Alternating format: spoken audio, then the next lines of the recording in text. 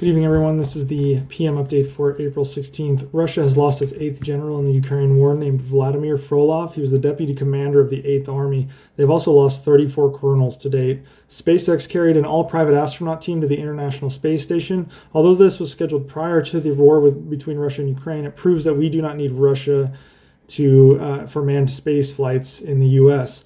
Bad news for Russian looters. Apparently, the things they are looting in Ukraine are now being stolen by the Russian postal workers as they come through from Belarus. A senator out of Russia claims that the U.S. is moving its biolabs from Ukraine to Mongolia. So heads up, Mongolia. The last time they said that, they conducted a special military operation into that country.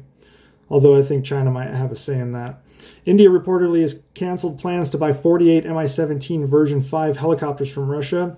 Instead, India said that they will build the helicopters internally. Russia is claiming a Ukrainian military transport aircraft was shot down in Odessa region while delivering a large batch of weapons supplied to Ukraine by Western countries. Now, take that with a grain of salt because Russia has also claimed to have destroyed more Ukrainian military aircraft than were known to be in Ukraine's inventory, according to open source information.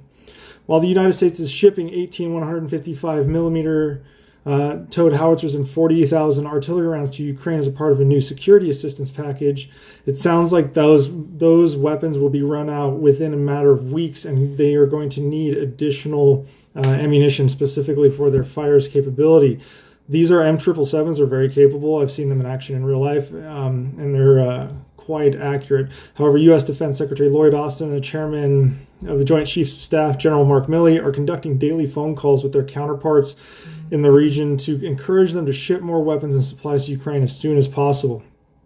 Russian proxies in the occupied parts of Luhansk Oblast are conscripting 16 to 17-year-old children now. Several of the deaths that have taken place over the last few days are teenagers already confirmed by both Russian news as well as the Ukrainian news. Russians warned that Czechia, or the Czech Republic, against supplying any weapons to Ukraine. Prague responded by they won't respond to blackmail.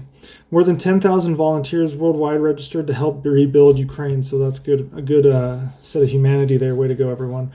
U.S. Army trainers at the three major Army training centers are already using lessons learned from Russia's war against Ukraine as they prepare soldiers for future fights against major adversaries such as Russia and China.